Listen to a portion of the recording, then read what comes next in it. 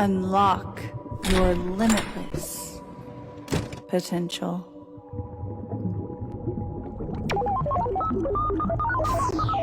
Connect, create, educate.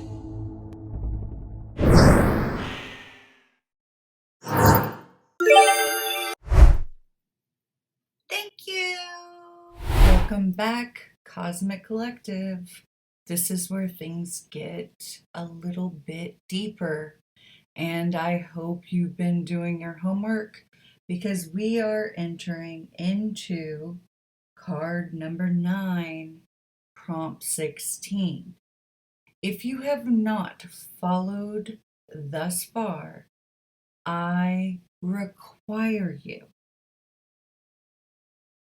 to go back and make sure you've done the previous prompts before moving forward. We are about to get into thicker waters, and if you've not done the appropriate work, you will not be able to swim here. I promise you, as a leader and a teacher, you must go back and do the prompts previous in order to handle the Hermit energy. The Hermit card from the Rider-Waite-Smith deck is, again, jam-packed with symbolism. So let's explore the key symbols found throughout the original card. First, we have an old man, and that is the central figure on that Hermit card. It showcases an older gentleman with a long white beard, which represents wisdom, introspection, and the search for deeper meaning. His age signifies accumulated experience and knowledge. That gray cloak, which the hermit wears, is a cloak serving as a mark of devotion and respect. In some depictions, the hermit partly covers the lantern with his sleeve, protecting the truth of the source from unworthy eyes. And that lantern held by the hermit is the lamp of truth. It symbolizes guidance and illumination. Traditionally, the lantern contains a candle or hourglass. And in the original version, it has been converted into a 6-pointed star. The star represents spiritual insight and enlightenment.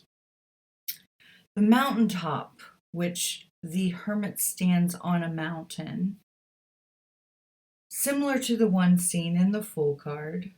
However, unlike the Fool, who gazes back over his shoulder, the hermit looks forward. The hermit has assimilated past experiences and no longer scans the horizon for the future. Wisdom comes from being present. The gold wand or staff, which the hermit often carries, represents spiritual authority, mastery, and the ability to guide others. It signifies the hermit's role as a wise teacher or oracle. And that 6-pointed star within the lantern represents the divine spark within each of us. It signifies awareness, spiritual awakening, and the seeker's path to enlightenment. The mystic and pilgrim soul, which the hermit embodies as the archetype of the mystic, the wise man or the eternal pilgrim soul, seeks enlightenment and invites others to follow his path. So, in summary, the Hermit card represents introspection, solitude, inner wisdom, and the journey of self-discovery. It encourages us to go inward, seek answers, and find illumination through inner reflection. This is where I am going to make these videos for adults only because I feel very much that the hermit energy is one to be taken very seriously. And it is where I started to notice my spiritual journey take true root and flight, if that makes sense. So we are no longer offering the prompts moving forward for anyone under the age of 18. You must be an adult to handle the hermit energy. The two words that describe the hermit are enlightenment and withdrawal. The key words that come to mind when dealing with this energy or archetype are prudence, disguise, concealment, self-reflection, philosophy, quest, retreat, ancient guide, introversion, isolation, truth seeker, and withdrawal. The archetypes associated with the hermit are old master, seeker, prudence, sage, hunchback, old man time, father time, Yoda, Obi-Wan Kenobi, philosopher, Odin, Seneca, yogi. When the hermit speaks, he says, I am the place where you examine and cultivate spiritual truth, the home within where you study and analyze knowledge.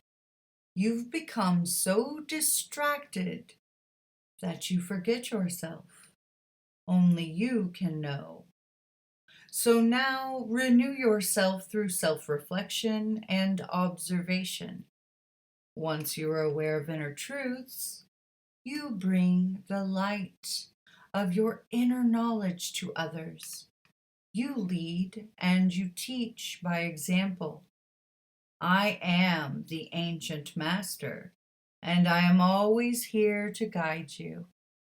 I speak spiritual light and truth. I am not interested in the opinions of others. I am focused on inner work and renunciate vanity. I cloak my secrets to those who are not ready for the truth. My sandals have walked many miles, and I've seen much hardship in pursuit of enlightenment. I guide you only if you are ready for the work. Otherwise, you will be cast back to the beginning, dear fool. The lesson that the hermit wants to show is that you rediscover joy through tranquility, meditation, and prayer. The hermit uses isolation as a form of research, moving away from noise and chaos and finding true wisdom. Not just collecting facts, but feeling into knowing. The hermit is conservative and cautious. This energy is slow moving and abandons all forms of vanity.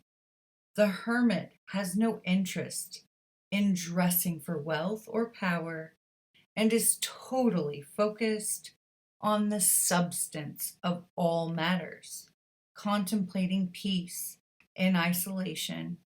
The hermit depicts an inward search for truth without distraction. So I will share with you my interpretation of the hermit. where I've zeroed in on the hermit's face and the timelines found within his beard.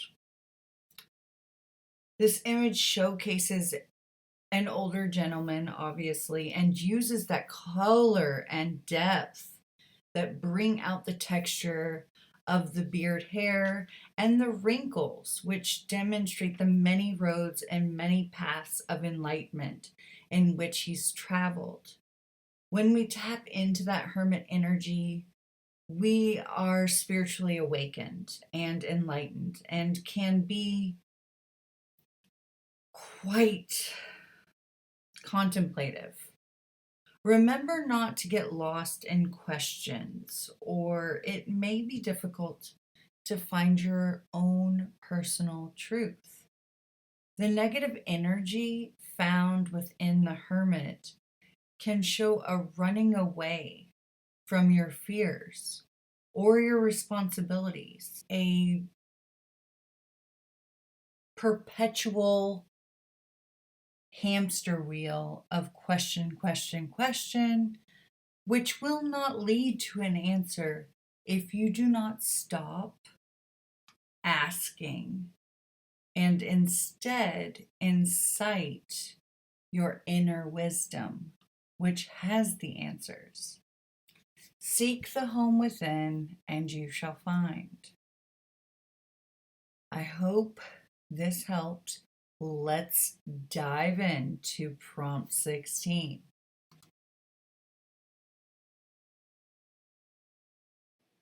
So you're being asked to expose a truth.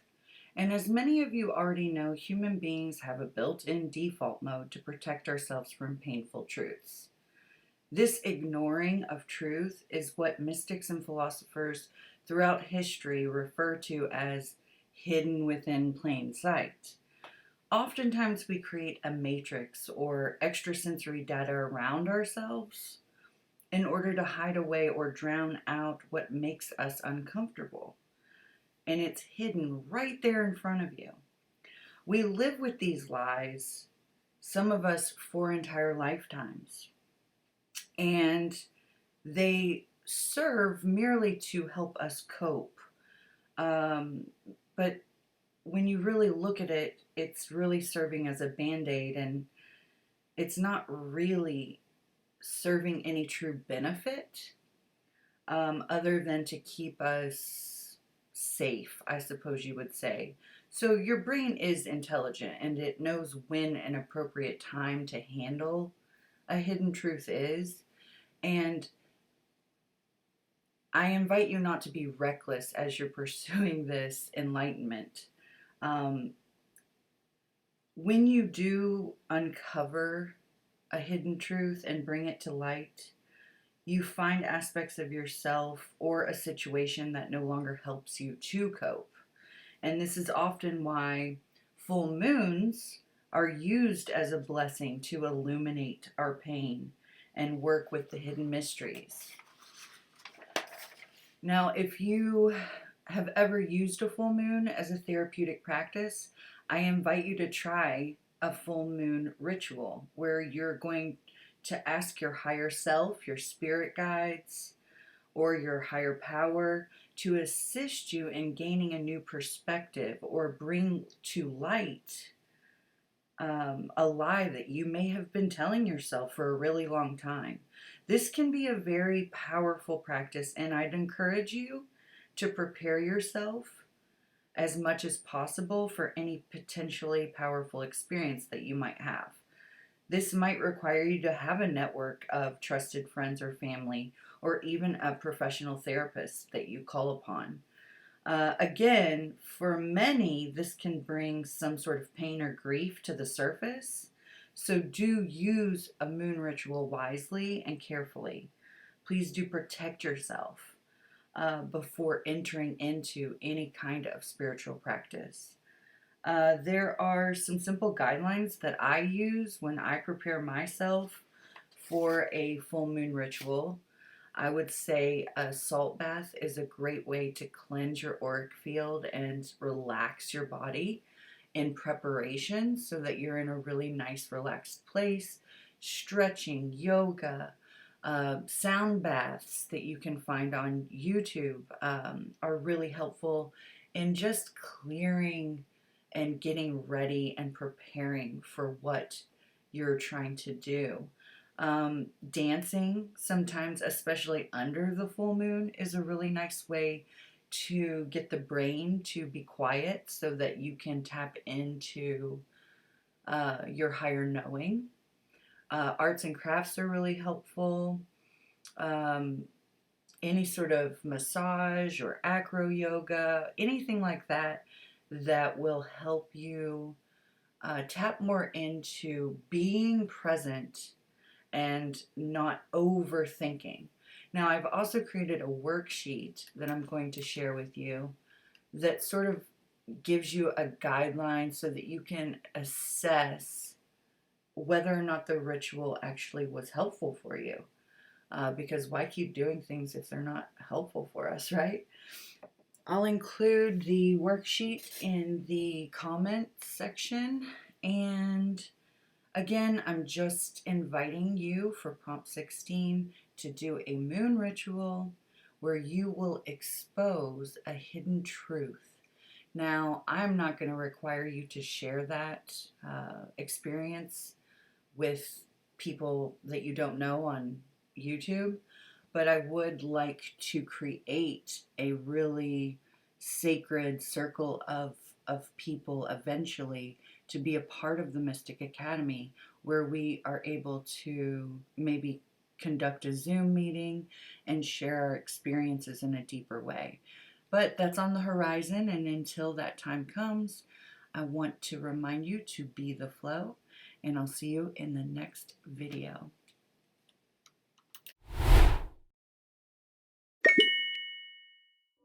Unlock your limitless potential.